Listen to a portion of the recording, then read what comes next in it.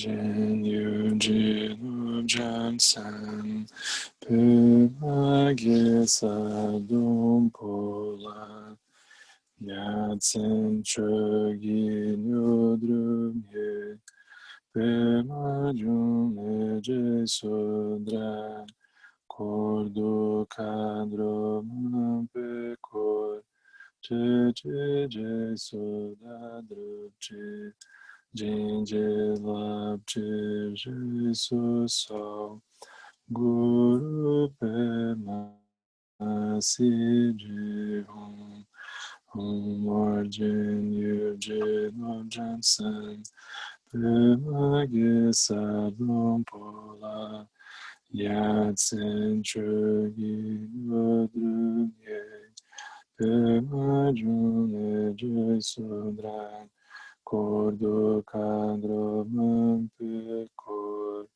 Je Sodadruche Jinje Labje Jesus Guru Pema Siji Hum Orjen Yujin Jansan Pema Gesadum Pola Yatsen Chogi Nyodrunye Pema June Jesudra Kordo Kadro Mampekor Je Sodadruche Jinje Labje Jesus Guru Pema Siji Hum Orjen Yujin Jansan Pema Gesadum Pola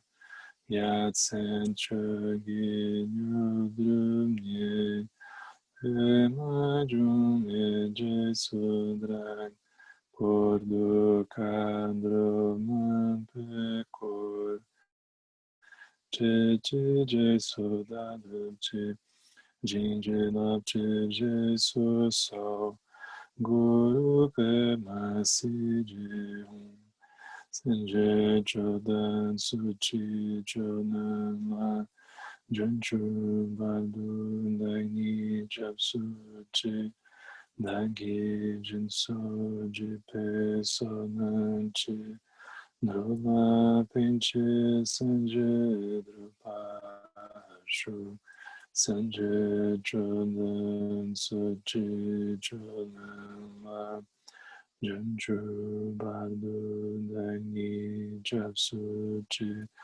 Dagi Jinso Jipe Sonanchi Drola Pinche Sanje Drupashu Sanje Chodan Sochi Chodan Junchu Badu Dangi Chapsuchi Dangi Jinso Jipe Sonanchi Drola Pinche Sanje Drupashu Sanje Chodan Sochi Chodan Janju Bardu Dangi Chapsuchi Dagi Jinso Jipe Sonanchi Lola Pinche Sanje Drupasho. A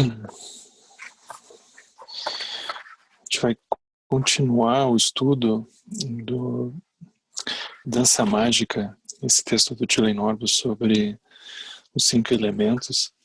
E embora hoje, se eu não me engano, o terceiro encontro que a gente faz, ele na verdade hoje é só que a gente vai entrar, vamos dizer, no primeiro capítulo do texto, né?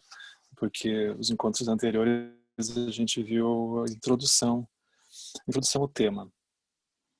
Então hoje é como se a gente estivesse começando a própria estrutura do texto. E eu acho interessante falar sobre isso um pouco, porque ele vai dar uma volta para poder falar um pouco melhor sobre os elementos.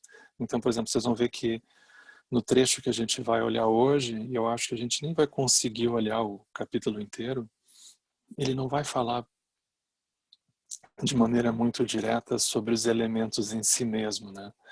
Em si mesmos, como se fosse um aspecto mais xamânico, né? De estar falando sobre terra, água e assim por diante. Então, ele vai falar sobre visão, ou seja, sobre a natureza da realidade, para depois, desse lugar, ele poder nos introduzir, então, nos trechos seguintes do próprio texto, ele poder nos introduzir os elementos. Então é muito legal pensar sobre isso, porque é um pouco como o próprio Lama Santen fala, né? Então ele não vai começar sobre a solidez intransponível das coisas, mas ele vai começar justamente nos convidando a prestar um pouco mais de atenção sobre como que a gente olha para as coisas, como que a gente acha que as coisas são verdadeiras, por exemplo. Ele vai falar sobre isso. Depois que isso tiver um pouco mais, a gente estiver pensando sobre isso, no mínimo, aí mais adiante ele vai começar então a falar dos elementos de novo. Então, é como se ele começasse aqui em Prajnaparamita para depois ir descendo, né? E esse capítulo 1, que se chama Fenômenos Pessoais e Fenômenos Gerais, eu tinha lido isso aqui anos atrás e não lembrava que isso aqui era tão interessante. Porque para qualquer um que passou pelas ciências humanas, esse tema aqui, ele é completamente importante, porque é como se a gente ficasse pensando, bom, mas e essa ação agora que eu fiz, isso foi realmente uma vontade minha ou isso foi uma coisa coletiva, assim, imposta socialmente? O que que é meu, o que que é dos outros, né? A pessoa começa a se perguntar essas coisas, né? Porque a pessoa não sabe o quanto de liberdade ela realmente tem. A gente nunca sabe, né? Então, aqui ele vai falar de um aspecto quase sociológico, eu acho muito legal isso, né? Associado ao Prajnaparamita, porque ele vai começar a pensar sobre como que as coisas que a gente encontra, elas são nossas, elas são coletivas, como é que alguma coisa pessoal se torna uma coisa coletiva, como é que uma coisa coletiva nos influencia. Esse tema é muito legal, você não vê? Então, eu também não queria ficar aqui falando sozinho, né? Então eu vou, assim que vocês, sempre que vocês quiserem interromper, fazer algum comentário, vocês ou levantem a mãozinha ou falem simplesmente, né? Eu não consigo olhar o chat aqui enquanto eu estou lendo, né? Mas vocês se manifestem aí, por favor. Então, fenômenos pessoais e fenômenos gerais, é isso que ele vai falar. Então ele começa com uma citação curta que ela como que resume o texto inteiro. Só isso aqui que ele tira do Sutra Lankavatara, que a gente já ouviu o Lama falar várias vezes sobre ele, né? Isso aqui já dava para ficar até o final do ano pensando sobre isso. Porque ele vai dizer, as coisas não são o que parecem ser, e nem são qualquer outra coisa. Então isso aqui a gente já podia parar, né? Então a gente olha para a nossa vida, né? A gente olha para nossa casa, a gente olha para as pessoas que estão perto da gente, daí a gente diz, as coisas não são o que parecem ser. Então a gente nem sempre consegue lembrar disso, né? Mas elas também não são qualquer outra coisa. Então isso aqui é muito interessante, porque a gente pode dizer assim, agora, depois de tantos anos, eu descobri quem você realmente é. Você é isso, porque a gente se sentiu atingido por aquela pessoa. Mas aquilo que a gente descobriu, enfim, que a pessoa é, ela também não é. E como é que fica, né? Então o que que são as coisas? Ele começa desse lugar para pensar sobre os elementos. Se as coisas não são o que elas parecem ser, o que que elas são, enfim? Como que a gente sabe com quem que a gente está lidando, com o que é que a gente está lidando? Essa pergunta é muito importante, porque, por exemplo, quando a gente tem uma experiência de sofrimento, a gente tem uma certeza que aquilo tem a cara que está aparecendo para nós. A gente não suspeita que aquilo, no fundo, talvez não seja aquilo, né? E quando a gente está apegado, a gente também não consegue ver de outro modo. Então, como que a gente pega as coisas que a gente tem apego, tem aversão, e olha com esses olhos? Isso que eu estou vendo, que eu tenho apego, que eu tenho aversão, ela não é o que parece ser, mas também não é qualquer outra coisa. Então ele vai falar sobre isso. Aí ele vai falar uma coisa, o primeiro parágrafo já é muito interessante. Ele diz assim, na verdade relativa, então aqui ele já pontua. Ele não vai começar falando da natureza primordial, da vacuidade. Ele vai dizer, isso é verdade relativa. Não é como é que a gente pensa sobre as coisas, mas como que a gente sente as coisas. Como que a gente tem impulsos com relação às coisas. Como que é nesse nível terra. Na verdade relativa, sempre há circulação e reflexão entre interno e externo, sutil, grosseiro, sujeito e objeto, fenômenos pessoais, fenômenos gerais. Se não somos capazes de distinguir entre os fenômenos pessoais e os fenômenos gerais, nós ficamos confusos. E nós não somos capazes de efetuar uma conexão significativa entre sujeito e objeto, entre nós e o mundo. Isso aqui é interessante, porque, por exemplo, aqui ele está dizendo que existe uma circulação entre nós e o mundo, sujeito, objeto, aquele que observa e aquilo que é observado. Essa é uma expressão que se usa no Prajna Paramita. Parece um pouco cabeção esse assunto, mas é muito importante que a gente consiga parar para olhar um pouco, né? Porque, por exemplo, ele não está dizendo que é simplesmente de uma maneira, como se fosse uma coisa de mão única, né? Ou seja, nós construímos a realidade, como se fosse uma sensação assim de uma projeção, como se a nossa mente fosse simplesmente um projetor e as coisas são uma tela em branco e cada um fica com seu projetor projetando coisas, né? Então, paradoxo, ele vai criticar isso aqui. Então, ele vai dizer, é uma circulação, não é uma via de mão única. É importante a gente contemplar. Por quê? Porque quando a gente imagina que é uma via de mão única, o que acontece? É como se a gente, quando alguém se aproxima de nós, a pessoa está se queixando de alguma coisa da vida, a gente diz, não, mas tu contempla, no fundo isso é vacuidade. É como se a vacuidade é alguma coisa que a gente despejasse sobre os outros. E a gente ficasse lá bonitão, não dissesse respeito a nós. É como se a gente mesmo não fosse vazio, mas vazio é o outro. A vacuidade é alguma coisa que a gente usa para os outros. A gente usa para as coisas, mas não para a gente mesmo, né? Então aqui ele está dizendo, no contexto da verdade relativa, tem uma circulação. A gente constrói a realidade, mas a realidade nos constrói de volta. A gente tem que ver como é que a realidade nos constrói de volta. Isso acontece. Como é que a gente percebe isso?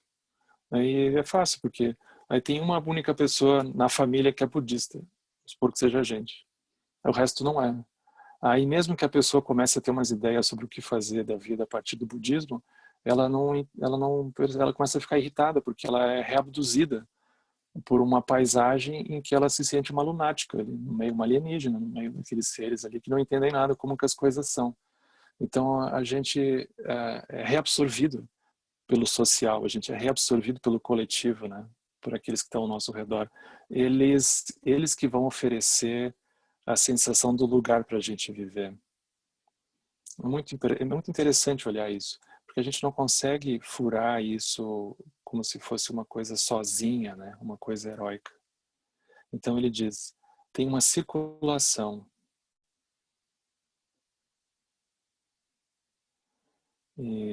Então é como se aquilo que a gente está olhando também é sujeito. Se a gente for olhar num contexto mais amplo, né? Já tem alguns países em que a própria noção jurídica está começando a reconhecer que aquilo que para nós é simplesmente uma montanha, simplesmente é um rio, aquilo também é um sujeito jurídico. Também tem direito a advogado, vamos dizer assim. Não é simplesmente um objeto, é um sujeito. Para nós é um pouco estranho isso, mas tem muitos povos, na verdade, que veem assim. Então eles olham para a montanha é um ser. Olham para a árvore é um ser. Então, quando a gente olha nesse sentido de mão única, vacuidade, vacuidade, vacuidade, e a gente é o observador que está olhando, é como se a gente diminuísse as coisas. A gente perdesse a possibilidade, a oportunidade de olhar com mais cuidado. Então aqui ele está nos convidando a fazer isso, né? Como é que a gente olha com mais cuidado para as coisas? entendendo que elas mesmas também são sujeitos às pessoas, mas não só as pessoas, e tem outros seres também que estão por aí e que a gente nem sempre vê, mas que são, vamos dizer, são sujeitos, né? Mas vamos seguir mais um trecho aqui, né? Então ele vai falar assim: um exemplo de fenômeno pessoal, de fenômenos pessoais, são os fenômenos do sonho, que surgem dos hábitos da vida durante o dia. Então a gente, quando vai sonhar à noite, está dormindo, a gente sonha com alguma coisa que aconteceu com a gente durante o dia. Então, por exemplo, nesse sonho que a gente tem à noite, nós podemos ver uma casa. Só que a gente, quando está sonhando, não acha que está sonhando, a gente acha que está vivendo mesmo. Então, se tem outras pessoas, vamos supor, da nossa família, que surgem no sonho, elas não vão saber que elas surgiram no sonho. Se a gente for perguntar, e aí, o que você achou daquela casa que a gente visitou à noite? A pessoa não sabe o que a gente está falando, porque aquilo era uma coisa nossa. Então, um fenômeno pessoal. O outro, ainda que tenha surgido no nosso sonho, era um outro que a gente tinha dentro, né? Vocês não vão lá perguntar para ele o que ele achava. Então, porque essa casa só é visível para nós, ela é um fenômeno pessoal nosso. Agora, a gente pode construir a casa, de fato, essa casa que a gente sonhou à noite, para que todos vejam ela, né? Para que o que a torna visível para que todos a vejam. Isso é um fenômeno geral. Essa distinção parece boba, mas ela é muito importante, porque ela ajuda a gente a jogar luz sobre um ponto que cada um de nós está completamente envolvido, que é o fato de que cada um de nós vive num mundo que não necessariamente a pessoa que está do nosso lado está vendo. É como se a gente, cada dia que passa agora nesses tempos de hoje, fosse ficando mais claro, mais evidente que a gente vive em mundos diferentes. Só que a gente está enlouquecendo por causa disso. A gente está se matando, praticamente. Porque a gente está vivendo em mundos diferentes e as pessoas estão do nosso lado. Isso é uma coisa completamente impressionante, porque isso, não que antigamente fosse diferente, né? Mas é como se agora isso tivesse amplificado num nível em que a gente não entende como que as pessoas que eventualmente moram com a gente, pessoas que são próximas de nós, diante de um mesmo fato, elas conseguem ver coisas radicalmente diferentes. E elas têm todos os argumentos para aquilo. Uma coisa surreal. Então, não se diz... É como que a gente convive, né? Como é que você conversa, como é que você dialoga com isso, né? E, e as próprias ferramentas, né? WhatsApp, rede social e assim por diante, eles amplificam isso. Então cada um vê uma coisa e tem todas as justificativas ali dentro por que está vendo aquilo. E, e o mundo vai ficando estranho, porque a gente não consegue mais viver no mesmo mundo, né? E isso começa a produzir uma eletricidade. Outro dia eu fui numa loja de material de construção, comprar uma chave de fenda no número que eu não tinha. E aí, é uma loja que eu sempre vou aqui, cidade próxima. Aí a vendedora me entregou a loja, a ferramenta. Eu perguntei, e aí, tá tudo bem? Ela disse, tudo indo. Aqui nessa cidade morreu tantas pessoas por coronavírus, mas eu já avisei minha família. Se acontecer comigo, eu quero tomar cloroquina. Aí eu parei, né?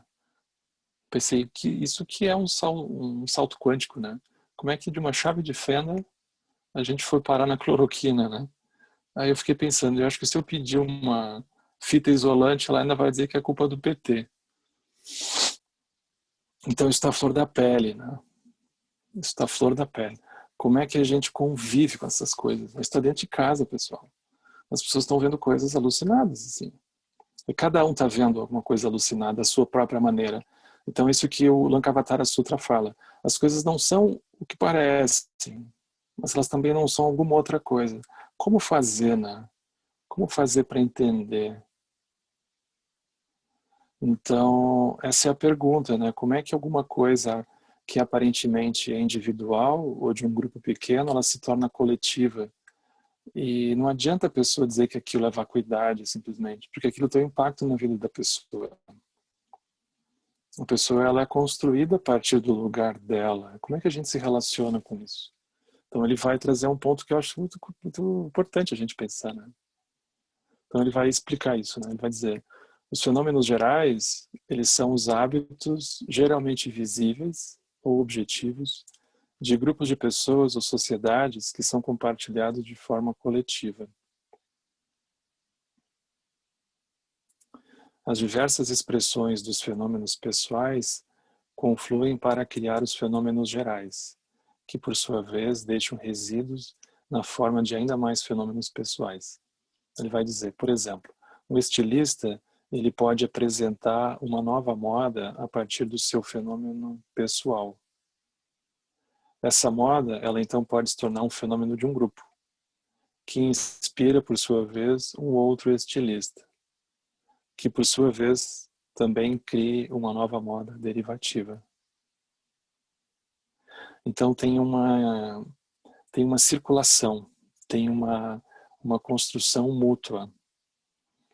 Então a gente não calcula, por exemplo, o impacto que a nossa presença, a nossa ação produz no ambiente, produz numa coletividade. A gente não para muito para pensar sobre isso, a gente simplesmente, aqui ele está nos convidando a olhar, porque se nossa postura for simplesmente chamata, a gente diz, não vou seguir. Isso não resolve. O mundo está explodindo, como é que a gente não vai olhar? Então, como que o nosso movimento impacta uma dimensão para além de nós mesmos? E como é que essa dimensão, que aparentemente é além de nós mesmos, nos impacta e oferece sensações de escolhas que a gente tem para a nossa vida, né? Então, essa é a pergunta que ele tá nos fazendo, né?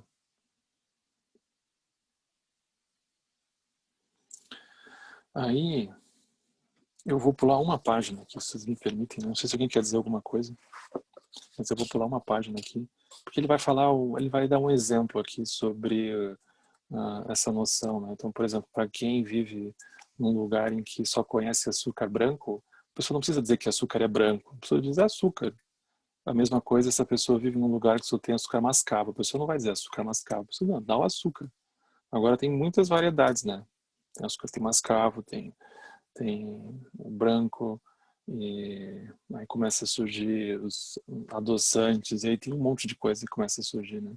Mas basicamente é como que surge uma linguagem a partir disso. Agora na página seguinte, para quem tem o livro, é a página 32. Vocês vão ver que ele diz uma coisa interessante da gente olhar também, né? Então ele diz assim, a menos que a nossa mente dualista, a nossa mente dual, né, a vidya, ela esteja no torpor da mente inconsciente, ou até que ela se torne uma mente de sabedoria iluminada e não dualista, sempre haverá fenômenos obstruídos.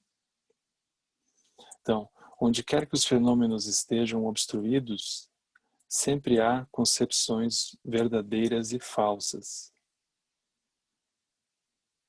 A verdade de um é a falsidade de outro, e a falsidade do outro é a verdade de um. Isso aqui é muito interessante, porque dentro desse contexto da verdade relativa, do jeito que a gente fala das coisas, a gente nunca vai conseguir encontrar um equilíbrio, nunca vai ter uma harmonia. Então, mesmo que a gente... Trungpa Rinpoche usava um exemplo que é para explicar isso, né? Que é como se fosse essa característica inconsertável da vida. Ele dizia, sempre que a gente perde a visão e a gente vai falar da verdade relativa de alguma coisa, aquilo sempre tem um nível de violência embutido. Ele vai dizer, a vidya é o início da violência. Porque ele vai dizer que, por exemplo, a gente pode dizer assim, bom, eu estou na minha casa, nessa cidade, nesse estado, nesse país. A gente imagina que isso é uma coisa tranquila de dizer, né? Uma coisa assim, aparentemente neutra. Mas provavelmente tinham outros seres que moravam ali antes da gente. A gente não sabe o que eles acham dessa sensação de propriedade que a gente criou agora. A gente nunca não está perguntando para os índios o que eles acham de a gente chamar isso aqui de Brasil e da gente dizer que essa terra aqui é nossa e que eles fiquem do lado de lá. E a gente não perguntou para os bichos também que moravam aqui. A gente também não perguntou para os protetores locais, as deidades protetoras e assim por diante. Então só o fato da gente afirmar alguma coisa, da gente dar um nome, aquilo tem um nível de violência que a gente não consegue consertar. É muito impressionante isso. Então ele vai dizer, sempre que aquilo a gente afirma como verdadeiro, aquilo para uma outra pessoa é falso. E não tem como consertar. A verdade de um é a falsidade do outro. E vice-versa. Então, de acordo com a mente dualista, a verdade ela existe temporariamente, como concepções verdadeiras ou falsas, dependendo da sua relação com a intenção e as circunstâncias. É por isso que nós chamamos ela de verdade relativa.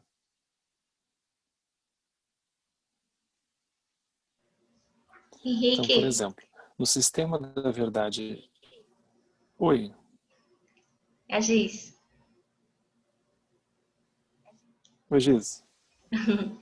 Você falou que a gente podia interromper, né? Então, assim, para trazer alguma coisa, Por só queria favor, entender um por pouco favor. melhor uma experiência que eu tive esses dias e me assustou um pouco, porque que tem a ver com esse parágrafo que você está trazendo, né? Que foi, eu comecei a ouvir, por exemplo, o que o Bolsonaro estava falando, né? Comecei a prestar atenção. O vizinho daqui, ele tem um padre que ela bota uma Aham, missa e ele esculhamba a esquerda. E esses esquerdistas, ele literalmente falam essas coisas assim, né? Na missa, online, para as pessoas, né? Eu comecei a ouvir aquilo e por uns segundos, assim, eu disse, ué, dentro dessa perspectiva, eles têm razão. E por um segundo, né, exato. eu me coloquei no lugar deles, olhei lá para cá, né? Fiquei irritada no começo, mas depois olhei de lá para cá e aí algo me bloqueou, disse assim, e que é isso? Oh, presta atenção, né? Que tá simpatizando com isso. Me veio esse julgamento imediato, né? Mas que na verdade era no Uhum, repouso, quando eu me abri, eu pude perceber que de um lado ou de outro há problemas, assim, lógico. há problemas com a visão, de ambos os lados há problema com a visão. Então eu me senti muito feliz com a leitura desse parágrafo, porque tem a ver com a experiência que eu tive, fiquei até um pouco... Como é interessante se abrir e não ter nenhum lugar onde você diga que uma coisa é uma coisa, enfim, ficar o tempo todo pontuando e poder abrir um pouco mais a visão, né? Como isso relaxa. Eu acho que foi isso, assim, como isso relaxa e como nós experimentamos pouco Uhum, esse movimento de uhum, abertura, justamente quando surgem as questões sociais e políticas, né, que mexem com nossos afetos, assim, né? Então, essa pontuação que eu acho que tem a ver com o parágrafo. uhum. Total. E a gente, na 99% dos casos, a gente não está disposto a fazer esse movimento. Porque é muito mais fácil. A gente está vendo, assim, por exemplo, o limite da crítica, né? Porque ela não produz movimento necessariamente, ela produz talvez peso. E a gente simplesmente chamar a pessoa de louca, de lunática, de qualquer coisa, não adianta nada, porque aquilo segue se espalhando, aquilo segue crescendo e no mínimo é uma falta de compaixão da nossa parte, porque a gente não está disposto a realmente entender como é que a pessoa está vendo o que ela está vendo. A gente é um pouco mal comparando como os terraplanistas, assim. Eu não tenho que conversar com esses caras são os lunáticos. Tudo bem, mas como é que os caras acham que a Terra é plana, né? A gente não está disposto a entender como é que eles acham que a Terra é plana muitas vezes. Então, como é que a gente faz esse movimento? Porque a gente não vai conseguir Não tem outra coisa para fazer se a gente olhar com cuidado, né? Não vamos conseguir imaginar que isso vai desaparecer por si só ou qualquer coisa assim, né? Como é que a gente está aberto a entender como é que isso funciona? E não diz respeito a gente concordar, né? Mas a gente entender aquela verdade relativa. Tem alguma coisa ali que a gente não está entendendo, né? Como é que eles estão entendendo? Como é que eles estão vendo aquilo? A gente não está muito disposto, porque falta, se a gente for olhar assim dentro das 4 formas de ação, falta no mínimo ação de poder para nós. A gente não consegue não ser arrastados por aquilo que brota dentro da gente. Não tem ação de poder. A gente olha, a gente diz, está errado, isso é uma loucura. Se vocês forem olhar, quanta energia que a gente gasta compartilhando as barbaridades que o Bolsonaro fala. Mas não produz nada. Aquilo, pela lógica das redes sociais, aquilo é a melhor coisa que pode acontecer para ele. Porque aquilo gera impulso, aquilo gera visibilidade, é tudo que ele quer. Uma coisa completamente alucinada. Então, num certo sentido, a gente está fazendo tudo errado. Porque é como se a própria arquitetura desse processo, ela é antropofágica, nesse sentido que ela consegue engolir o próprio movimento de revolta e aquilo fortalece a própria loucura, né? Uma coisa muito doida. Então a gente vai ter que parar para olhar como é que a gente está fazendo isso ou não está fazendo errado, né? Então a gente não está conseguindo se entender, a gente não está conseguindo, não está tendo paciência de olhar como é que ele está enxergando isso, né? Ontem, por exemplo, eu ouvi aquele discurso, né, do Bolsonaro na ONU. Eu fiquei pensando, que país é esse que ele vive, né, que ele está falando, né? Onde é que é isso, né? Pindorama, que lugar é esse, né? Então aquilo é muito louco. Mas como é que pode, né? Como é que pode, né? Então essa é uma pergunta que a gente vai precisar. E aqui, vocês vão ver, ele vai falar um pouco agora, ele vai introduzir uns conceitos interessantes que nos ajudam a pensar sobre isso. Então ele vai dizer, por exemplo, no sistema da verdade relativa, há 2 divisões. Então a gente geralmente só falava da verdade relativa como se fosse ela mesma, né? Mas ele vai agora se deter sobre esse ponto. Então ele vai dizer, há a verdade relativa propriamente dita e há a verdade relativa invertida. Essas 2 divisões, elas não são categorias absolutas, mas elas sim são relativas uma à outra e dependem de um ponto de vista. Por exemplo, para um tigre macho, uma tigresa é atraente. Para nós, uma tigresa é só assustadora, assim, no mínimo assustadora. E a paixão do tigre é verdade relativa invertida. Ou seja, para nós, aquilo é uma loucura, né? Seria isso. Aí ele vai usar uns exemplos aqui, né? Por exemplo, de acordo com a mente comum, a verdade relativa propriamente dita é aquela que pode ser percebida pelos sentidos e que funciona. Então ele introduz vamos dizer, um critério, né? O que é a verdade relativa? É aquilo que pode ser percebido pelos sentidos e que funciona, tem uma operação. Nesse sentido, nesse sistema, a verdade relativa invertida, ela é um símbolo da verdade relativa propriamente dita, como uma pintura da lua ou seu reflexo na água, e que não funciona, porque divide os elementos invisíveis interiores dos exteriores e visíveis. Por que é invertida? Porque é como se ficasse evidente que, de acordo com os sentidos, não tem lua ali, não tem um lago ali. Então, isso que ele vai dizer é invertido. Tu não encontra aquilo ali dentro. Agora, de acordo com a mente sublime, vamos pensar assim, Rigpa, né? A mente lúcida, tanto a verdade relativa propriamente dita, quanto a verdade relativa invertida da mente comum, elas são verdade relativa invertida. Ambas são loucura. Para a mente sublime, a verdade absoluta está além dos conceitos de interno e externo. E, portanto, as 2 verdades da mente comum, elas são ilusões criadas pela mente deludida, em que não se pode confiar para atingir a iluminação. Então, ele vai dar uns exemplos aqui agora que são interessantes, né? Então, por exemplo, o que é um exemplo de verdade relativa invertida? Isso é interessante a gente pensar.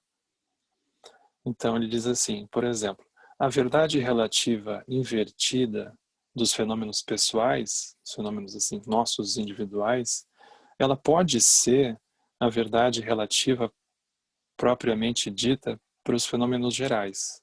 Por exemplo, um mágico, ele sabe que a sua mágica ele não é verdadeira, mas ele cria truques mágicos que a sua audiência ingênua toma como sendo verdadeiros. Então, o mágico, a verdade relativa invertida, porque ele sabe que aquilo não é verdade. Mas as pessoas, quando olham, não conseguem achar que aquilo não pode ser verdadeiro. Então, aquilo se torna a verdade relativa dos outros. Mas para a própria pessoa, aquilo é uma verdade relativa invertida, aquilo não tem uma base na realidade. Mas ele usa um outro exemplo, que é assim, a verdade relativa invertida, que a gente não encontra uma base na realidade, dos fenômenos gerais, ela pode ser a verdade relativa propriamente dita dos fenômenos pessoais. Ele diz assim, por exemplo, as motivações de Hitler, eram uma verdade relativa invertida, lunática para muitas nações, mas para ele, elas eram uma inteligente verdade relativa propriamente dita. Por fim, suas ações foram uma verdade relativa propriamente dita para todos. Esse é o ponto que nos pega. Então, a gente olha dizendo, não, aquilo não está queimando no Pantanal, não, a floresta é úmida, né? Os macaquinhos correndo ali. É uma verdade relativa invertida, porque tu não tem nada que tu não consiga provar aquilo. Mas, de alguma forma, aquilo se torna uma verdade relativa geral, ou pelo menos para um grupo grande de pessoas.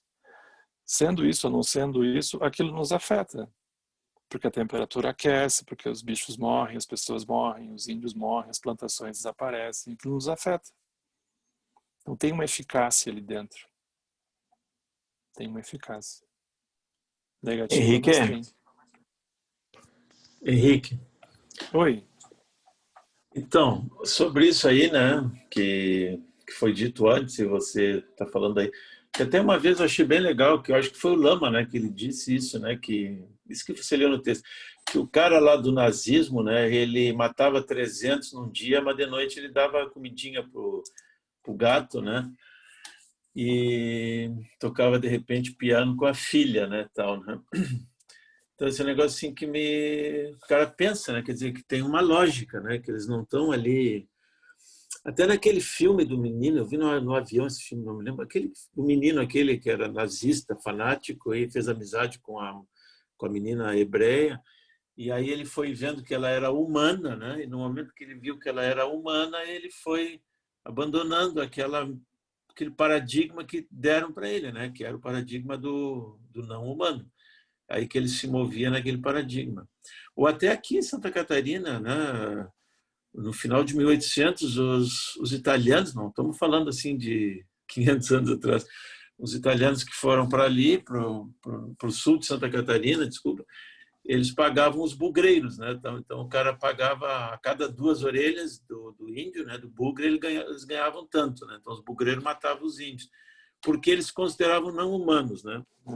Entende? Então, isso eu acho interessante, é uma coisa assim, que até eu vi mais até no budismo, né? Quer dizer, você vê que o outro, ele não está agindo, que nem a gente diz, com julgamento feito louco, né?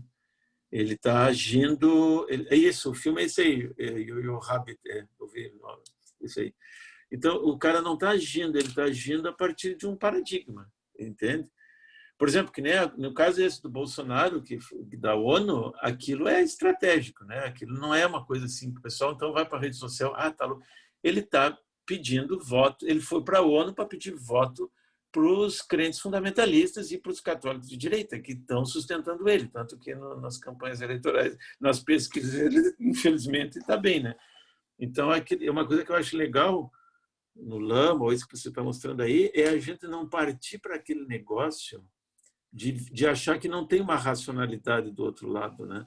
Que tem a racionalidade. Então, isso que nem a pessoa que falou antes, eu não li ali o nome, disse olhar de lá para cá, né? O problema que eu acho difícil é você conseguir fazer isso sem arrancar as orelhas dos caras, né? Sem montar uma guerrilha aí. Aí é que é uma coisa que eu vi uma vez. Eu até entendo, porque o Lama, só aquela vez que dá o chazinho, o nazista brinca com gatinho, né? Aí eu acho a coisa do budismo que eu achei legal, e que até na Sangha foi legal, a questão do impulso kármico, né? Então, por exemplo, se eu vou ter uma reunião que eu sei que vai ter um cara do Terra plana, eu sei que ele tem uma lógica, isso eu já sei, né? Mas eu tenho que botar uma fotinho dele e ficar fazendo chamata 1h30 na frente da fotinho, deixa vir tudo. Porque, não sei, entende? A questão que eu vejo que é interessante é isso, né? Mas já é legal o cara ver isso, porque o cara vê nas redes sociais, né? O pessoal fica louco, né? E eu acho que fica louco no momento que acha que dizer que o outro é louco vai resolver. Não resolve.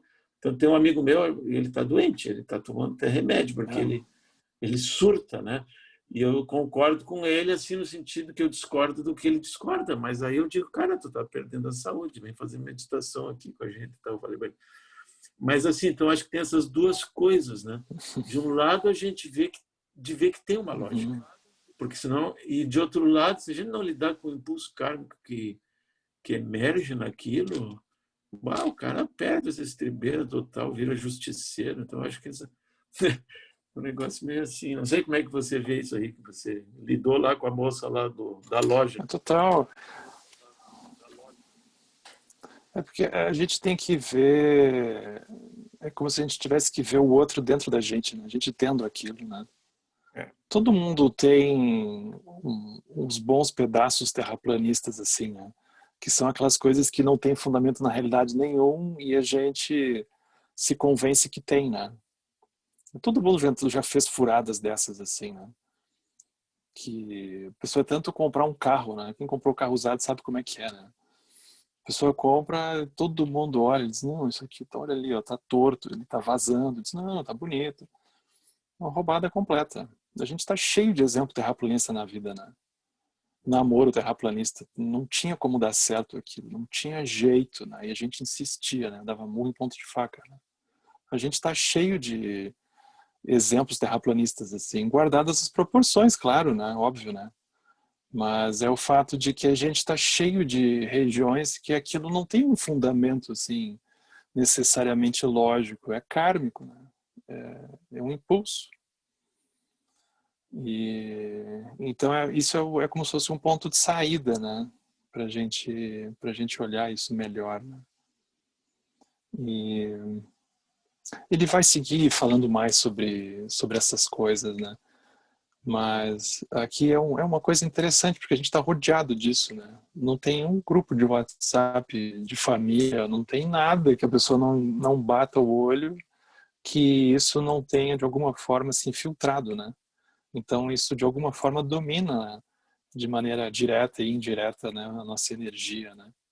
Então como é que a gente lida com isso, né? Que a gente convive, né? Coexiste num troço desses, né? Agora, ele vai começar a trazer isso, é como se ele começasse a trazer isso para uma coisa mais ligada à própria prática, né? Que é bem interessante. Porque ele vai dizer assim, né? Os seres comuns, eles pensam que as qualidades desejáveis são úteis. Então, aqui é como se fosse assim, a pessoa não é praticante, né? Então, ele chama seres comuns, ele precisa chamar de alguma coisa, né? Mas basicamente mas é assim, é a gente, né? Não são os praticantes, somos nós, né? E a gente facilmente pensa que as qualidades desejáveis elas são úteis. Úteis no sentido de que elas são, vamos dizer assim, o fim em si mesmo, né? Que a gente deveria desenvolver mesmo. Ali é o que é o ponto, né? Isso é a sua verdade relativa propriamente dita. Então isso é a nossa verdade relativa. É tipo ver esses videozinhos do YouTube, né? Como é que a pessoa se torna um empreendedor de sucesso em 10 minutos? Aí eles vão dizer, você tem que ter muita vontade de vencer, você tem que ser uma pessoa que passe por cima dos outros. Enfim, qualidades que a pessoa imagina que são desejáveis e que são úteis, né? Isso é verdade relativa. Aí o que acontece? Surgem os praticantes Hinayana. Os praticantes Hinayana, eles vão pensar que essas mesmas qualidades, elas são inúteis, que elas são a causa do sofrimento. Elas não têm benefício nenhum para o fim de alcançar a iluminação. Eles vão dizer, isso é samsara. É aqui que a gente começa a se atrapalhar, né? Interessante isso. Porque quando a gente diz, isso é o samsara, a gente não está disposto a entender como é que aquilo funciona. A gente não está disposto a perceber que aquilo é a realidade relativa deles. Aí a gente facilmente pode dizer o seguinte, para eles, a verdade relativa propriamente dita dos seres comuns é uma verdade relativa invertida. De dizer, isso é uma loucura, isso é uma alucinação, isso aí é o samsara, isso aí é o caminho para o sofrimento. Mas aquilo é só a verdade relativa do outro. Mas a gente diz, não, essa é a verdade relativa invertida, aquilo é a loucura do outro. Então, o que ele fala aqui, né? Ele diz, os praticantes do Hinayana, eles pensam que as qualidades desejáveis, elas são reais. Dessa forma, a fim de atingir a iluminação, eles tentam abandoná-las com o uso da aversão. Então, essa é a sua verdade relativa propriamente dita. Essa é a paisagem que eles operam. Ou seja, a verdade relativa dos praticantes Hinayana é que essas emoções, essas qualidades, elas são completamente reais. Então, como eles têm um objetivo, eles têm uma meta que é atingir a iluminação, a gente precisa se livrar disso, né? Como é que a gente se livra? E a gente tem uma aversão, a gente tem uma crítica, no mínimo, né? Então, isso é a verdade relativa. Na verdade, vou pensar assim, se a pessoa estiver muito dentro disso, ela nem acha que isso é a verdade relativa. Ela vai dizer, é a verdade. É quando a pessoa se torna fundamentalista, né? Ela é incapaz de conseguir sobrevoar qualquer coisa. Ela está tão dentro que ela não consegue suspeitar que a pessoa que está do lado não está vendo aquilo. É muito gozado. Eu brinco com a minha mãe, porque a minha mãe, a gente mora a uns quase 400 quilômetros de distância, né? E regiões do Rio Grande do Sul diferentes, né? Então eu moro aqui nas regiões dos canyons, né? E aqui é o microclima. Por causa da altitude, da proximidade com o mar, por exemplo. Minha mãe mora mais em direção ao centro do estado, né? Daí às vezes ela me liga. Ela disse, nossa, como é que tá a chuva por aí? Eu disse, que chuva? Nossa, aqui tá chovendo muito. Eu disse, não, mas aqui não tá chovendo. Como não tá chovendo? Deveria estar chovendo. É muito gozado, né? Porque a gente tem essas coisas. O que está acontecendo aqui, por tabela, está acontecendo no universo inteiro. Eu digo, olha, não. Então, é muito gozado, né? Eu fico me vendo nisso também, né? Como que a gente não consegue suspeitar que o outro não está vendo o que a gente está vendo. Não tá, não adianta forçar a barra. Não é uma questão que, como que você não está vendo? Não está. A gente não suspeita, né? Então, isso que ele está dizendo, a gente não calcula que a nossa verdade é uma verdade que é relativa. A gente toma a decisão, é a verdade. Aí a gente vira fundamentalista. Aí, esses são os Hinayana, né? Aí agora ele vai falar dos Mahayana. Aí ele vai dizer, os praticantes do Mahayana, eles acham que para aqueles que veem os fenômenos como ilusórios, não há causa para apego ou aversão, o que é benéfico para o fim de alcançar a iluminação. Então, por exemplo, dentro do Mahayana começa a surgir essa noção da vacuidade, começa a surgir a experiência de que as coisas, elas têm a substancialidade delas é como um sonho. Então vai usar essa noção de ilusório, né? Então eles vão dizer, mesmo que essas qualidades elas têm a aparência que têm, elas são ilusórias, elas não têm a realidade que elas parecem ter. Então não há causa para apego e aversão, o que é benéfico para o fim de alcançar a iluminação.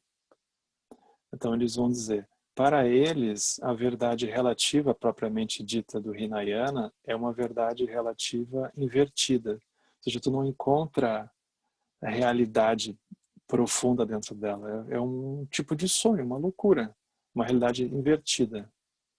Esses são os Mahayana. Os praticantes do Mahayana, eles acham que todas as qualidades, sejam elas desejáveis ou indesejáveis, elas são ilusórias.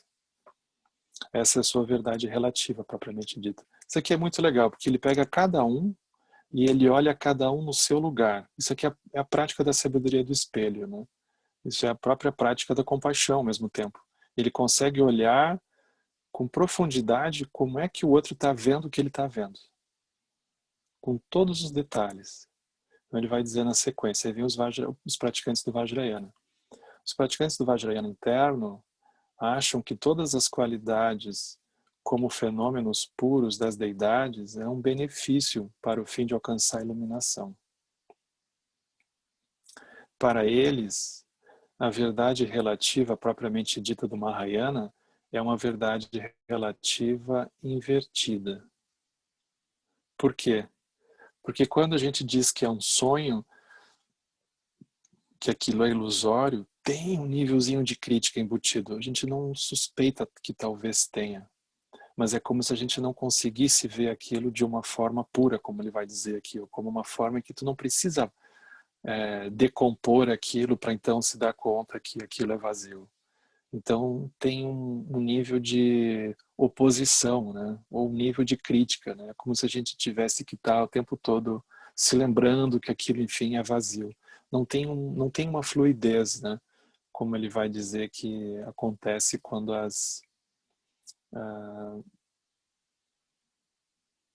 quando as deidades se surgem, né? Os fenômenos puros das deidades.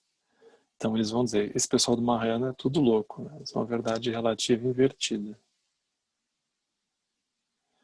E os praticantes do Vajrayana interno, eles consideram que tudo que surge é a exibição da sabedoria. Essa é a sua verdade relativa propriamente dita.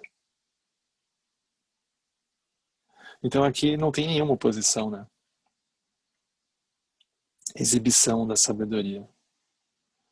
Então, ao mesmo tempo, vocês vejam, ele não coloca um ranking, que é o jeito que a gente às vezes faz, né? Muitas vezes faz. Essa visão é mais profunda do que outra. São verdades relativas. As verdades relativas, todas elas são relativas, elas não são finais, elas não são absolutas. Não importa o quão elaborada ela pareça ser, ela não é a verdade final. Então isso aqui é muito importante também, a gente tirar as coisas de um ranking, né? Elas podem ter um nível de complexidade relativa, mas elas não são a liberação. A gente não vai encontrar dentro disso. Então aqui é como se ele fosse apontando, por exemplo, diferentes formas que a gente se vê se relacionando com as coisas, com as emoções, com os objetos e com a realidade, né? Com as pessoas e com os obstáculos. Ele fosse apontando, né? Como é que a gente se relaciona. E aí ele conheceu alguns cientistas, né? Então Tilenor diz, de acordo com a verdade relativa propriamente dita de alguns cientistas, nihilistas modernos, todos os fenômenos são criados ou ao acaso, ou por acidente. Que, enfim, é o que o Alan Wallace vive dizendo, né? Na crítica que ele vai falar dos estudos sobre a consciência, por exemplo, né? Em que eles veem aquilo tudo como impulsos elétricos e é como se fosse uma visão excessivamente materialista, né? Em que existem não sei quantas definições de consciência, mas nenhuma delas tu consegue pegar direito, né? Então é sempre um pouco vago e um pouco estranho, né? Mas de acordo com a verdade relativa propriamente dita do budismo, a intenção individual cria todos os fenômenos pessoais e gerais. E o acaso ou o acidente, ele é definido como a manifestação impura do karma anterior. O karma dos fenômenos pessoais produz um efeito do mesmo modo que uma semente plantada em condições desfavoráveis ou favoráveis. A circunstância, a raiz, a semente, ela tem dormente dentro de si mesma a receptividade para circunstâncias contribuintes dos elementos terra, água, fogo, ar, espaço adequados. Se todos eles não coincidem ou um está faltando, a semente cresce com defeitos. Então vamos voltar no início desse parágrafo aqui, né? Ele diz: a intenção individual cria todos os fenômenos pessoais e gerais. Então tem essa ênfase na intenção, que para nós é um aspecto muito importante, porque quando a gente vem dentro de um contexto materialista, por exemplo, a gente não calcula a intenção. Então a gente pode facilmente, desde um contexto materialista, começar a se relacionar com outras coisas, como nas tradições orientais, né? Então eu tenho um amigo acupunturista que ele diz que é a intenção que libera o Qi. Achei tão legal isso, porque é como se a gente tivesse dentro da visão materialista, a pessoa pensa assim, bom, tem os canais de energia, tem os pontos, se eu simplesmente descobrir qual é o ponto que eu preciso colocar a agulha, tá feito. Então essa é a visão materialista, que é como se fosse simplesmente uma questão da gente localizar onde é que é e colocar. E ele diz, não, é a intenção que libera, ou seja, é a intenção da gente com a agulha, nesse contato, nessa circulação que vai produzir a liberação do Qi, a liberação da energia. Então não é uma coisa simplesmente matemática, tem uma intenção ali. Então ele vai dizer, o karma, ele surge da intenção, da manifestação de um karma anterior. E o karma, ele produz um efeito que é como de uma semente plantada em condições desfavoráveis ou favoráveis. Então isso aqui é interessante, ele diz, né? A circunstância raiz, a semente, ela tem espaço, ela tem dormente em si mesma a receptividade para que as circunstâncias contribuintes surjam. Mas se eles não tiverem presentes, a semente ela cresce com defeitos. Então, isso aqui é uma coisa bem comum da gente ver, né? Porque a gente não consegue atropelar as coisas, né? Por exemplo, ou tem as condições todas ou não tem. Se elas estão presentes, aquilo é um karma favorável, a gente chama de um karma favorável. Mas se as condições não se montam, se ficou faltando alguma coisa, aquilo não tem como dar certo. Então, o que ele vai dizer? Se, por exemplo, elas ocorrem num conjunto na hora e lugar favoráveis, a semente cresce como uma planta saudável. Do mesmo modo, se o nosso karma não é bom, nossa circunstância raiz, a mente, ela é atraída para circunstâncias contribuintes, que não são conducentes a um renascimento favorável. E aí nós renascemos com os obscurecimentos resultantes. Se o nosso karma é bom, a nossa circunstância raiz, a mente, ela é atraída para outras circunstâncias contribuintes dos pais cujos genes, qualidades ou situação no tempo e no lugar, eles são conducentes a um renascimento favorável. Mas basicamente o que ele está querendo dizer é que para alguma coisa acontecer, precisa de um conjunto de causas e condições. E que esse conjunto de causas e condições é muito vasto, é muito grande. É muito raro que as condições todas surjam. A gente precisa ter paciência, né? Então, quantas vezes a gente já não se deparou com uma situação que a gente estava próximo de uma pessoa que a gente considerava completamente ideal e aquilo não funcionou. Não funcionou porque ficou faltando alguns dos elementos ali que ele fala, né? Não tinha terra, ou não tinha água, não tinha alguma coisa. Não tinha as condições para aquela semente florescer. Quantas vezes a gente tinha um projeto que a gente dizia, esse é o projeto. E aquilo não foi. Não tinha, é como uma semente, mas tu não tinha as condições todas do solo.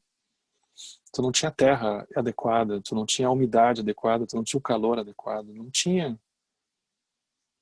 E a gente não está necessariamente disposto a olhar para isso, a contemplar isso, né? Uma das coisas mais incríveis assim que eu lembro do Lama contar foi dele, nos anos 90 ainda, ele encontrar um texto, né? Um texto do budista tibetano que ele queria muito mostrar para o Moriyama Roshi. Eles já se conheciam, né? Moriyama Roshi, esse mestre Zen, né? Que morou aqui no sul.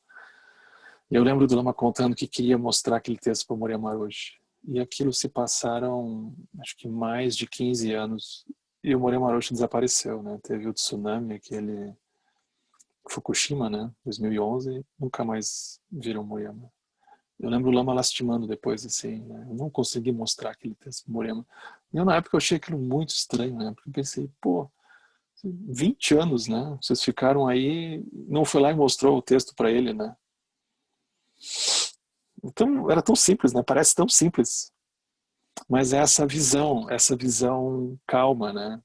Que tem um tempo para aquilo florescer. Esse tempo a gente não controla necessariamente. É um tempo das causas e condições, elas irem gestando, elas irem surgindo, e esses elementos, essas qualidades irem aparecendo. Então eu lembro do Lama dizer, o momento não apareceu. É super delicado pensar assim, né? Hoje eu já acho super sábio, né? Tem uma delicadeza de esperar o momento certo em que você olha e vê, as condições agora surgiram. Mas a gente já vai na loja ali, compra um pouquinho de adubo, né? Já pega emprestado não sei do que alguma outra coisa e bota um fortificante ali e faz acontecer. A gente não está disposto a ver que tem um desenrolar quase kármico das coisas para elas acontecerem, né? Então isso é esse processo de gestar as causas e condições para aquilo realmente acontecer.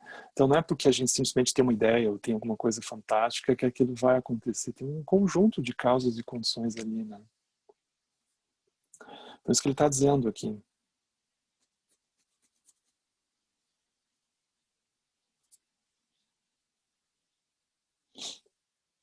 Aí ele diz: os karmas dos fenômenos pessoais, ele também se conecta com circunstâncias contribuintes constituídas por fenômenos grupais, gerais, bons e ruins, como inanição, genocídio em massa, prosperidade, paz nacionais.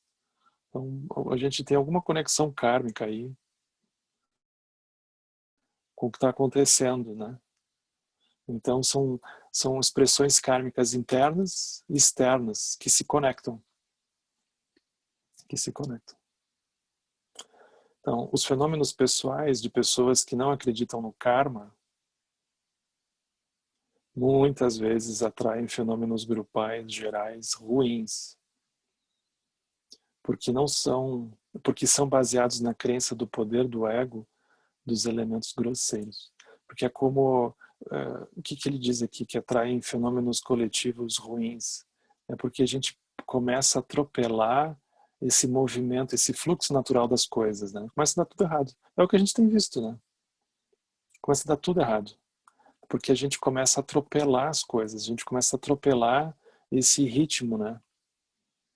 Então, tem o poder de um ego, sim, um ego gigante, que imagina que tem poder sobre os elementos grosseiros. Então, essas pessoas, elas acreditam, bem, isso aqui é um tibetano falando lá não sei quanto, né? Mas tu vê como a história sempre se repete, né? É bizarro de ver, né? É a mesma história. Às vezes eu fico lendo aquelas histórias da época do Buda, assim, que é todo mundo meio índio, assim, vivendo em oca, é a mesma ladainha, né?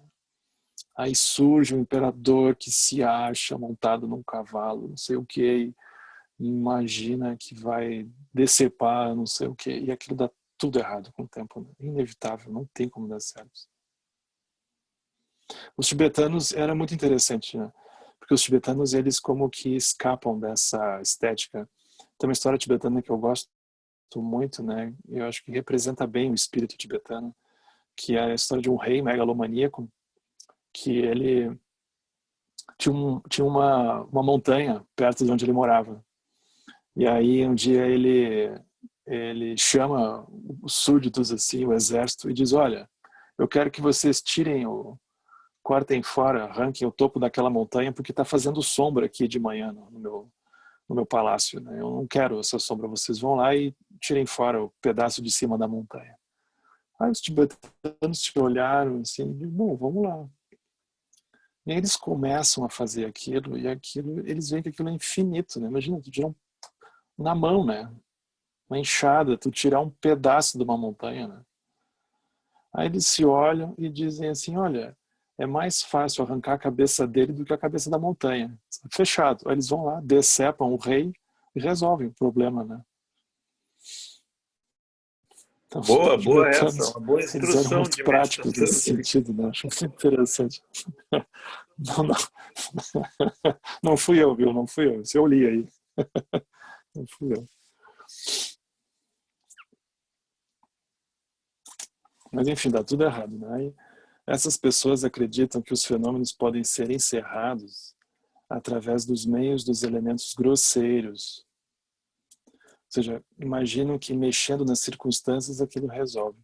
E eles não acreditam no poder da mente de reaparecer em novas formas visíveis e invisíveis. Assim, essas pessoas não têm medo de criar fenômenos negativos, com seus elementos grosseiros, com a finalidade de atingir suas intenções impuras, provenientes da energia dos elementos kármicos de muitas vidas passadas. Então, da mesma forma que a gente olha assim que a iluminação ela é um produto de muitas causas e condições e preces de aspiração e acumulação de mérito, não sei o que, por vidas incontáveis, a pessoa que está fazendo tudo errado, ela acumulou karma para aquilo dar errado por muitas vidas. Tem que rezar muito para aquela pessoa, porque a pessoa está ferrada, né? Então ele diz, olha, se são líderes políticos, elas atraem fenômenos grupais gerais ruins, por meio do assassinato e genocídio, tentando limpar o país de pessoas que consideram inferiores. Tu vê, isso aqui é antigo, mas é super atual, porque a história é sempre a mesma, né? É monótona nesse sentido.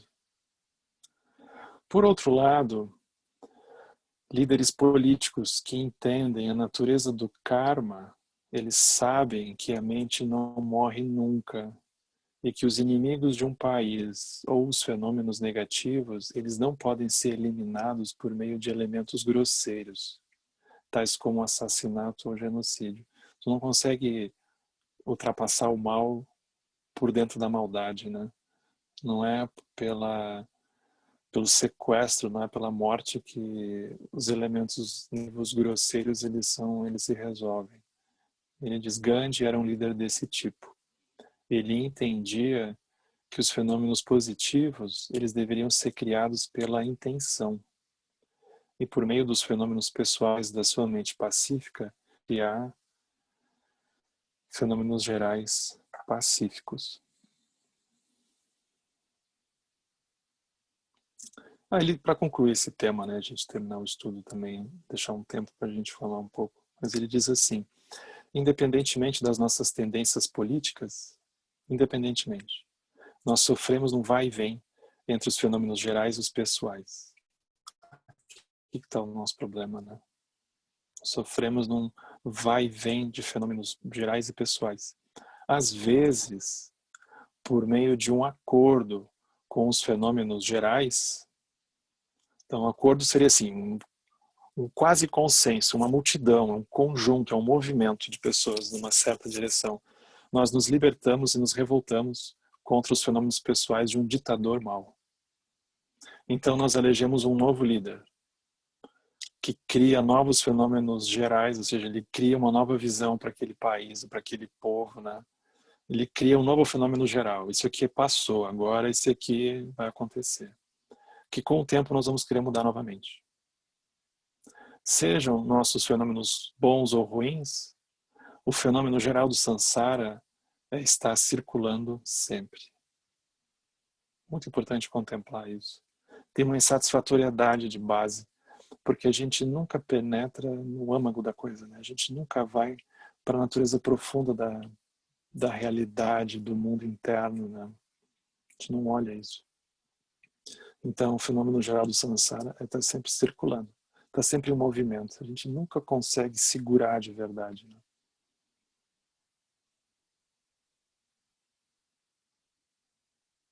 Mas eu vou parar aqui, não sei se alguém quer comentar alguma coisa, né? Acho que se a gente seguir aqui, a gente vai passar do horário, né?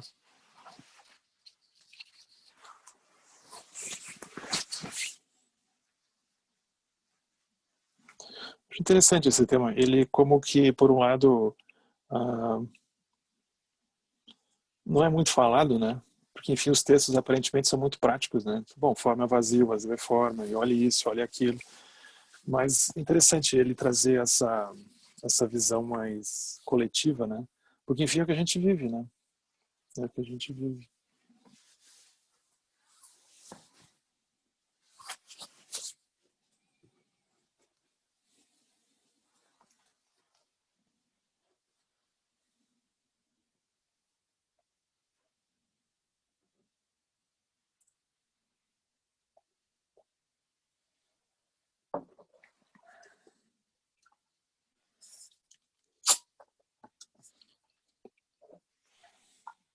O Henrique, ele mesclou Oi, aqui, Célia. ele mesclou aqui a questão, introduziu o tema de karma, né, meio que trazendo o broto de arroz aqui na história. Essa comparação dele do karma com o broto de arroz foi muito interessante. Com a semente, né, e as condições. Uhum, uhum, uhum. Muito bonita essa É verdade. comparação que ele fez aqui.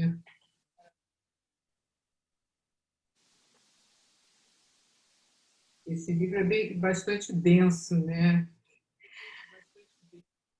Ele é muito denso, tem que ver com calma, né? Mas ele abre muitas janelas. Isso que é interessante, né? Ele abre muitas possibilidades de reflexão. Porque, por exemplo, ele está fazendo essa introdução para que a gente possa introdução à visão, para que a gente possa ultrapassar uma visão materialista, como Alan Wallace fala, né? O que é a visão materialista? É a visão do samsara. A gente imagina que a gente mudando a configuração das coisas vai melhorar. Vai melhorar, mas o fenômeno do samsara é estar sempre circulando. Então aquilo vai mudar também. A gente não consegue, talvez, antecipar como é que isso poderia, mas é insuficiente, né? É como se ele estivesse sempre nos colocando isso. E a gente está o tempo todo em volta dessas questões, né? A gente imagina, bom, a pessoa faz parte desse assunto, né? Por exemplo, a gente vai conversar sobre desequilíbrio ambiental. Aí a pessoa pensa, bom, minha pegada ecológica é tanto. Se eu diminuir minha pegada ecológica, eu coloco numa tabela assim, né? Quanto é que de carbono as coisas que eu consumo, que eu me movo, eu estou produzindo. Então, se eu chegar nesse número aqui, o planeta se torna assim viável, então dá para seguir. Mas aí a gente não vai saber se as pessoas estão lá com o freio de mão puxado, com a sua pegadinha de carbono ok, tomando suquinho verde. E aí, elas estão felizes? Elas não estão? Elas estão com sensação que a vida está fazendo sentido ou não está fazendo sentido? E elas estão lidando, como que elas estão lidando com os medos, né? E os outros seres, como é que eles são? O que que eles acham? Eu vou morrer, vai acontecer o quê? Então ele introduz isso, que é esse movimento dos elementos, está o tempo todo em circulação. Então ele começa a extrapolar essa sensação de que a gente vai conseguir resolver as coisas, né? Só que ele diz isso de uma forma densa, é verdade, né? Como se a gente precisasse ir lendo e vendo essas coisas nas entrelinhas dele, né? Pois é, mas no final das contas está sempre circulando, ou seja, as coisas estão sempre se realimentando, né? E dá margem a É, é, qualquer jeito. que é a própria imagem dos elementos, né? As coisas estão sempre, os elementos estão sempre assim, né? Terra, água, fogo, ar, espaço, está sempre em movimento, né? É como se ele, de alguma forma, fosse nos introduzindo essa visão, né? Olhando essa circulação dos elementos também na nossa relação com o coletivo, e do coletivo com a gente, né? Não. Henrique, queria só passar uma indicação para quem tiver interesse. Tem uma série que é um episódio só na Netflix, chama O Dilema das Redes. e é muito interessante, que vai falar sobre o impacto das redes sociais na nossa vida e como que é um mecanismo, né, que foi feito a partir desse gosto e não gosto e que atua nessa polarização mundial, né, que a gente está vivendo hoje. E como isso reforça as bolhas e todas as nossas ações e está construindo uma inteligência, né, que a gente nem sabe onde vai chegar, que é uma inteligência, enfim, mecânica, né, que vai modelando o nosso comportamento. Então, tem muito a ver com o que a gente está discutindo agora. E a gente nem percebe quanto essas tecnologias, né, são tecnologias emocionais e elas estão moldando o nosso comportamento mesmo, né? É bem legal, porque do jeito que ele vai descrevendo, é bem o gosto, não gosto, a vídeo, a bolha, é isso. Os caras encontraram a forma como a mente opera e aí a intenção ali, né, a motivação é simplesmente vender mais. É um grande shopping e a gente está dentro desse mecanismo, né?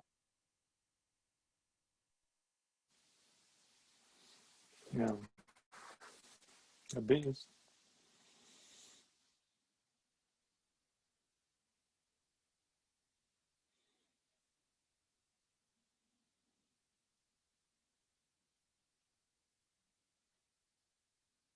E para a gente fica essa questão, né? Bom, mas então se a gente criar uma outra forma de... A gente fica sempre imaginando assim, bom, mas se eu criar um instrumento mais sustentável, né? Uma rede mais sustentável, se eu conseguir encontrar então uma forma de entrar dentro de um troço desses, então quais serão, como se fosse possível apertar um parafuso aqui, um parafuso ali, ele vai dizer, no contexto da liberação não tem muito como consertar, porque a gente está olhando para o lugar errado, né? Ou seja, a gente está olhando sempre para o sentido da técnica, do instrumento, da tecnologia, imaginando que a gente vai encontrar alguma coisa ali por dentro, né? Mas aquilo tem um fenômeno de circulação interno, né? Que constrói a experiência de realidade daquilo, constrói a experiência emocional que a gente tem, assim por diante, né? Então é como se a gente fosse se dando conta da insuficiência desse aspecto, olhar apenas a técnica, né? Olhar apenas a rede em si, né? A gente não vai achar um jeito de tornar aquilo lúcido, né?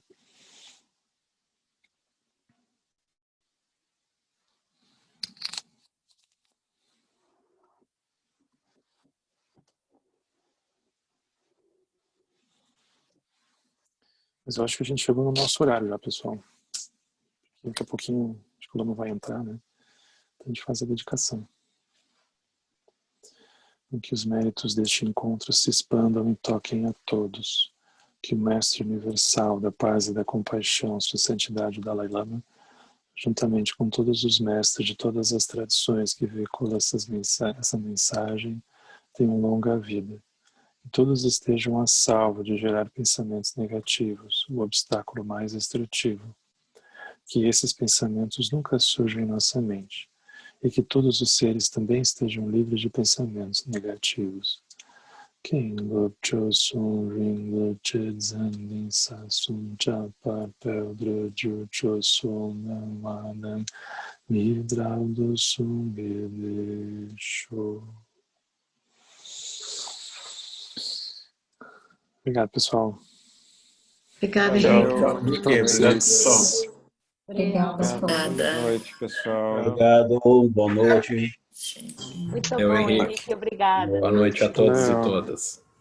Obrigado. Boa noite. Boa noite. Obrigada, Henrique. Obrigado. Valeu, se cuidem.